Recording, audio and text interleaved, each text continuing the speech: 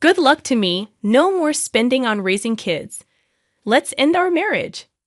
I was completely surprised when John suddenly said these words while we were getting ready for a funeral.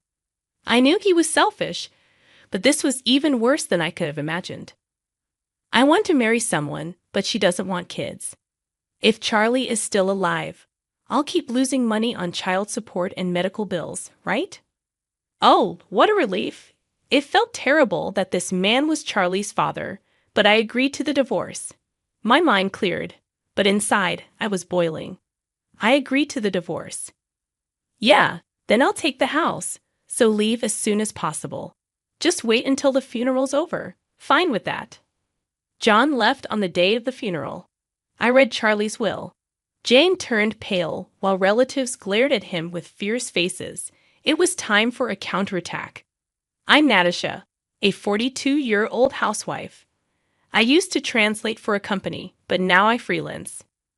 My husband John is 45, 3 years older than me. We married when I was 29, and he was a client at my company. The next year, our son Charlie was born, but John, being selfish, hardly helped raise him.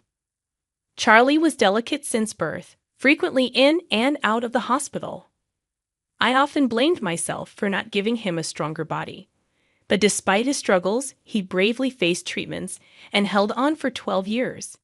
Things got worse around his 12th birthday.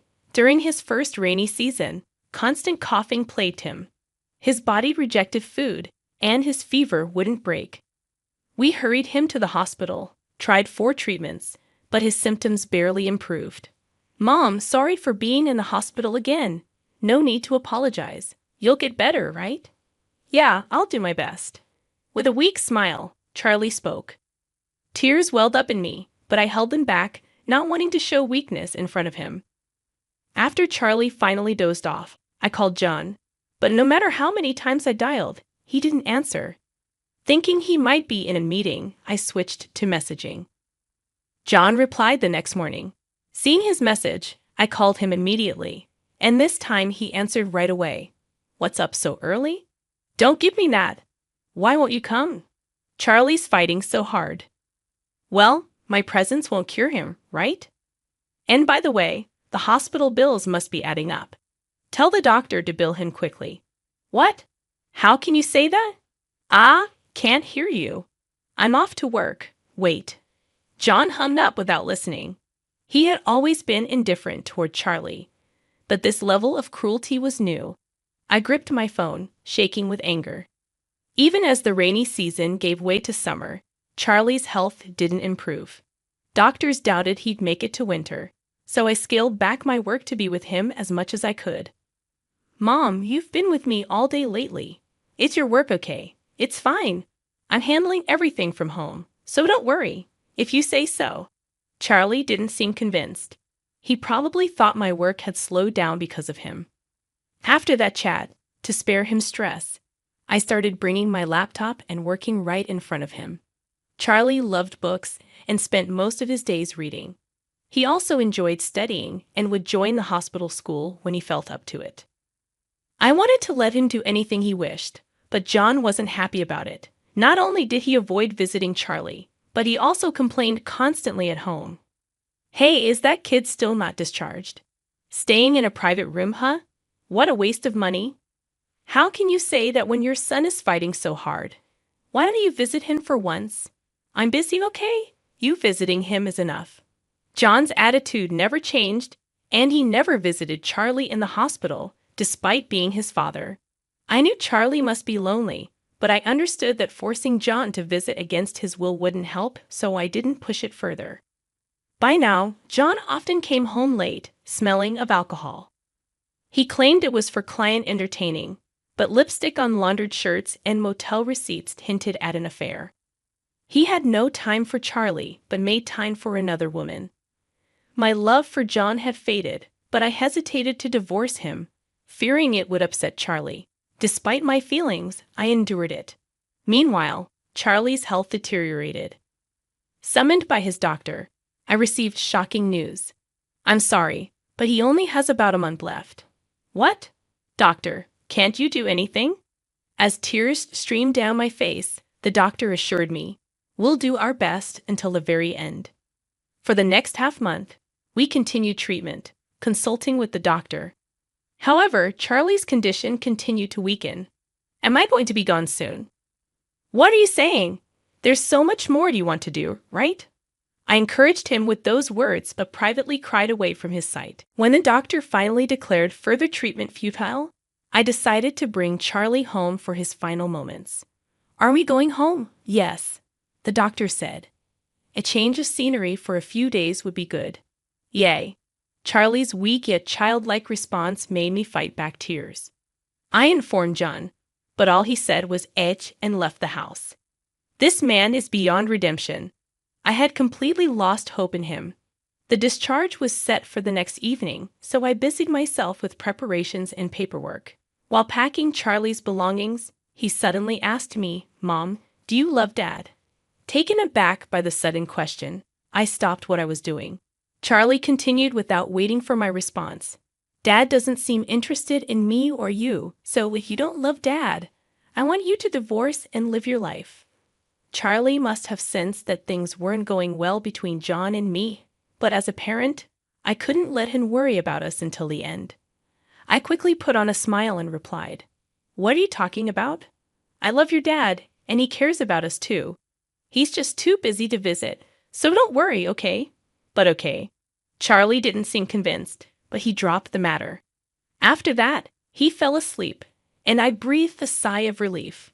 2 days later, Charlie passed away at home with me by his side.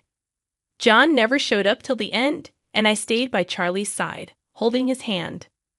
"Charlie, Charlie," I wailed, holding onto his cooling body, reminiscing about every moment since he entered my life. The doctor and a nurse who had been by our side since Charlie's youth joined us in mourning and explained the next steps. One of them handed me a letter from Charlie's bag. "This is from Charlie," he said, "to give it to you if anything happened." I received the letter from Charlie, expressing gratitude to the doctor and the nurse. Alone without John's assistance while Charlie battled his illness, I could only feel thankful for those who supported us during this challenging time. After they departed, I opened the letter beside Charlie. Its contents surprised me. "What is this?" Charlie's letter not only conveyed his gratitude, but also revealed something startling. Even as the funeral director discussed arrangements, I found my mind consumed by the letter's contents. Despite this, for Charlie's sake, I had to decide on the details, planning a modest and homey funeral. Then, the day before the funeral, John finally appeared, still smelling of alcohol. Alone, I had no energy left to confront him. John, noticing my exhaustion, casually remarked, "You aged," as he pulled out more alcohol from the fridge to drink. "Tomorrow is Charlie's funeral. Where have you been?" "I told you I was at work. What's with all these complaints? Why did I marry such a man? No, without him, I wouldn't have met Charlie." My mind was in turmoil. Charlie is no longer with us. Oh yeah, that's right. His attitude, as if Charlie was some distant relative, filled me with simmering anger. But arguing with him was pointless. So I decided to focus on the funeral arrangements for the next day. Good fortune for me, no more child-rearing expenses. Let's get divorced. What? I couldn't conceal my shock when John suddenly uttered this during the funeral preparations. I knew he was selfish, but this was too much. There's a woman I want to marry, but she doesn't want kids. So with Charlie alive, the child support and medical expenses would drain my money. Ah, what a relief! How terrible I felt the chill run through me that such a man was Charlie's father. As my mind cleared, my anger surged. Fine, I agree to the divorce. All right then, I'll take the house. Get out as soon as you can. Just wait until after the funeral. Is that okay? John left on the date of the funeral. I read Charlie's will. John turned pale, and relatives glared at him with fierce expressions. Now it was time for my counterattack. The will, penned by Charlie, exposed John's affair. Until I read the will at the funeral, John had been playing the role of a grieving father, loudly crying. How could there be such a letter? No, it's not true. It's a prank, right, Natasha? I felt sorry for not visiting because of work, but this is too much. John tried to deny it, appearing pathetic. I silently took out an envelope from my bag and thrust photos in front of John. What? You took pictures? Disturbed by being caught in a photo, like being seen with the woman, arm in arm within this picture. Ah, no. As John stumbled over his words, his face still pale, I smiled sweetly and asked the relatives to pass around a few photos. Whispers of disgust and small cries of shock arose from all around. Despicable, not visiting his frail son, but with this woman in such a scandalous manner. The glares at John intensified, and he slumped down in his seat. I then presented John with the divorce papers. He looked up at me in shock, his voice cracking as if he was about to cry. You didn't pay attention to me because you were always nursing him. It was just a fling. Forgive me, I don't want a divorce. Not paying attention? You're not a child. I repeatedly asked you to help me nurse him, but you always ran away claiming work as an excuse. But nursing is dirty. As soon as John said that, he disappeared from my view, and when I looked down, he was crawling on the floor, with my father-in-law standing over him, breathing heavily. You! What do you mean nursing your own son is dirty? Enough with the jokes. A parent who doesn't care for their child isn't a parent at all. You're the lowest of the low. My in-laws had always adored Charlie. They celebrated every hospital discharge with a meal, bought Charlie his favorite things, and never missed a visit. They had been covering for John, believing his excuses about being busy at work, never imagining their son could be such a disgrace. Tears streamed down their faces as they glared at John, who sat in disbelief, clutching his cheek where he'd been struck. Natasha, I'm so sorry. We had no idea. If we knew he was such a man, we would have encouraged you to divorce him sooner. We are truly sorry. They began to bow deeply, and I hurried to lift them up. It wasn't their fault. Charlie loved his grandparents, and their presence was one reason I hadn't divorced John. You guys are not to blame.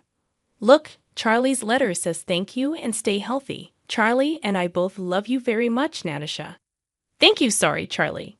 My mother-in-law hugged me, sobbing quietly. My father-in-law was also crying, apologizing to me. John, finally coming to his senses, stood up and pointed at me, yelling, Don't be ridiculous. She's just an old lady who couldn't even take care of her husband, a failure of a wife. As my father-in-law lunged towards John, I stepped in front of him. John looked at me with a fearful yet defiant glare. What, you got something to say? Not really. This is reality. No one here is on your side. And make sure to pay back the money you've borrowed from many people, haven't you? How do you know about that?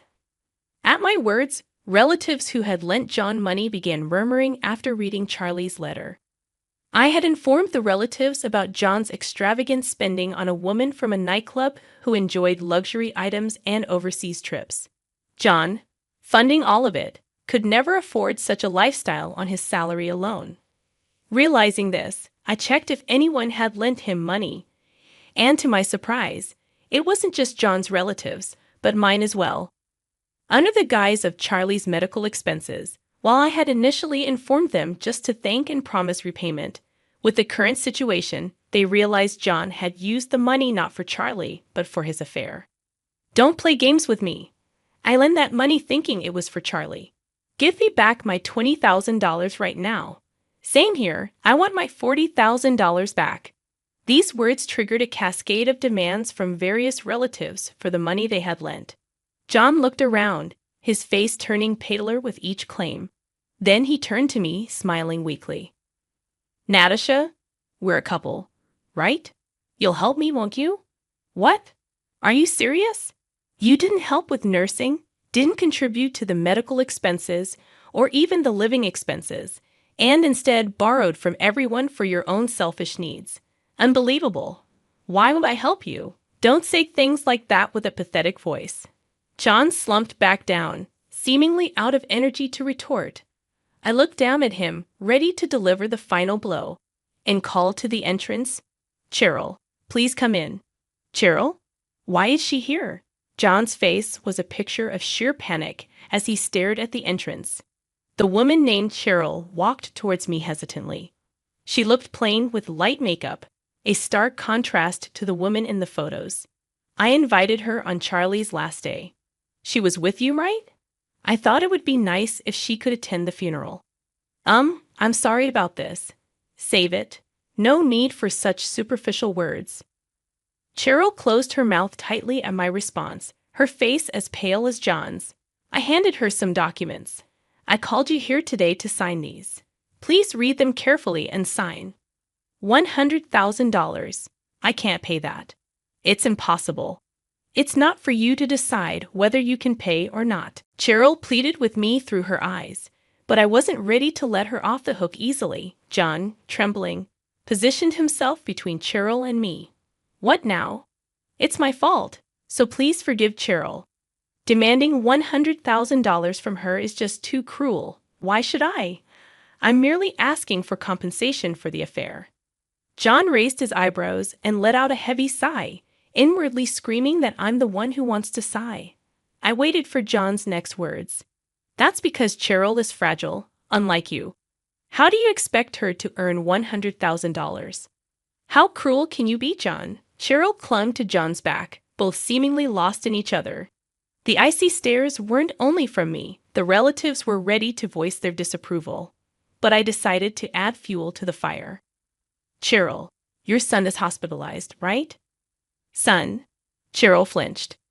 I continued, he's 12, just like Charlie was, always in the hospital. Your ex-husband took custody, right? Tough with all the hospital and treatment costs, not to mention the bed fees. You must be getting quite a demand for child support, aren't you? How? How do you know that? Cheryl looked at me as if she'd seen a ghost. John was frozen in shock. I pulled out some documents from my bag and handed them to John. He shakily read them, then suddenly pushed Cheryl away. Hey, what's this? Divorced with a kid? You never told me. Didn't you say the money was for your family living far away? I didn't lie. My son. Son is my family. So I've been with a used woman. Where's the true love you were after? My money?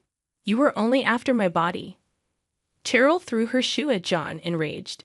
John lunged at her, and they started brawling like children, but fortunately, a security guard intervened.